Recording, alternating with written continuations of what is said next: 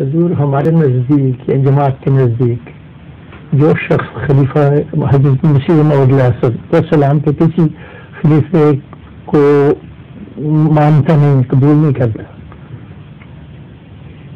ہاں پھر آگے اس کے متعلق یہ ہے کہ کیا وجہ ہے کہ ہمیں ان پیغامیوں کا جنہوں نے حضرت مسیح موعود علیہ السلام کے ہاتھ پہ بیعت کی تھی جنازے کے پڑھنے کی اجازت دی ہے؟ چنانچہ مجھے یاد ہے میں لاہور میں پڑھا کرتا تھا اور مولوی محمد علی صاحب کی وفات ہو گئی، مولانا عبدالعزیز صاحب مغرب رضی اللہ وہ کہنے لگے چل میرے نام نماز پڑھنی ہے جنازے کی، اور ہم نے جا کر ان کی نماز جنازہ پڑھی. ٹھیک ہے، پھر کیوں ہم نے پڑھی؟ کیوں نہ کیوں اجازت دی؟ کیوں نہ پڑھیں یہ بتائیں.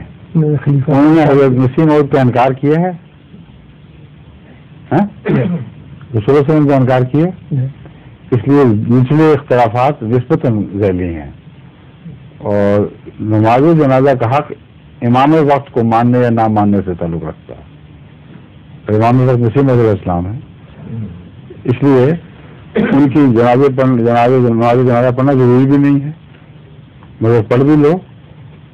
اور بعد میں زیادہ احتیاط کی گئی، اس زمانے کے بعد زیادہ احتیاط اس لیے کی گئی کہ انہوں نے اپنی مخالفت میں صرف ایک ذہنی اور طبی اختلاف کو سامنے نہیں رکھا، بلکہ حضرت مسلم موعود کی دشمنی میں حد سے بڑھ گئے اور سخت گندی باتیں اور سخت بےہودہ الزام اور بکواس شروع کر دی. اس موقع پر آ کر جماعت نے اپنے موقف کو سخت کر لیا. یہ اس سے پہلے کی بات ہے جو آپ بیان کر رہے ہیں. اور اس وقت جماعت نے پھر یہ طرز اختیار کی جس کے مطابق تفصیل سے میں نے ایک دفعہ فجی میں غیر مدعین سے گفتگو شریف کے دور کے درمیان بیان کی تھی. میں نے ان کو سمجھایا تھا، ان سے پوچھا مثلا کہ آپ میں سے کوئی شخص کسی کے باپ کو نہایت غلیظ اور گندی گالیاں دے رہا ہو اور بکواس کر رہا ہو، ہر طرح کے الزامات جن کی شریعت اجازت نہیں دیتی ہوں کھولنے کی، وہ مر جائے تو آپ کا دل چاہے گا اس کا جنازہ پڑھنے کو، یا فتویٰ پوچھیں گے کہ یہ تو میرا ہم مذہب تھا جنازہ پڑھنا جائز ہے کہ نہیں؟ تو جنازوں میں محض فتاویٰ کی بات نہیں ہوا کرتی، اور بھی باتیں ہو جاتی ہیں.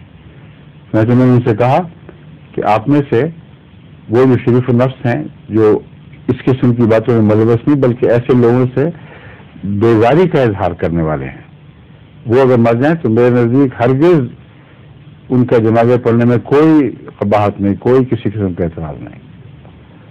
لیکن جو اپنے اندر ایسے لوگوں کو پاتے ہیں ان سے میل جول رکھتے ہیں اور ان کو کنڈم نہیں کرتے، جو زبان خاموش سے جس کو تقریری زبان کہتے ہیں ان کی تائید کر رہے ہیں، تو یہ موقف ہے اصل پورا.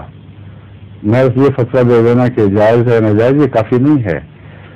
بعض ان میں حد سے بڑے وہ شریر ہیں، بعض بہت شریف نفس لوگ ہیں جنہوں نے حضرت مسیح علیہ السلام سے محبت کے تقاضے پورے کیے، غیر مباح رہتے ہوئے بھی حضرت مسیح علیہ السلام سے ان کا تعلق اور پیار ایک قطعی بات ہے، اور اسی محبت کی وجہ سے آپ ہمیشہ کی اولاد کے متعلق کبھی کوئی بدتمیزی کا لفظ استعمال نہیں کیا. وہ میرے علم میں تھے پہلے جب میں پاکستان میں تھا، اب بھی خدا کرے ان پر زندہ ہوں تو ان کی نماز جنازہ پڑھنے میں قدم کوئی حرج نہیں میرے دی. لیکن جو باقی ایک ٹولے کی صورت میں بد اخلاقیوں میں رہ گئے ہیں ان کے متعلق فتوے کی بحث ہی کوئی نہیں، کوئی انسان آمادہ ہو ہی نہیں سکتا اس بات پر. رسول اللہ صلی اللہ علیہ وسلم سے دیکھیں، بعض قرض چھوڑ کے مر جانے والوں کو جنازہ نہیں پڑا.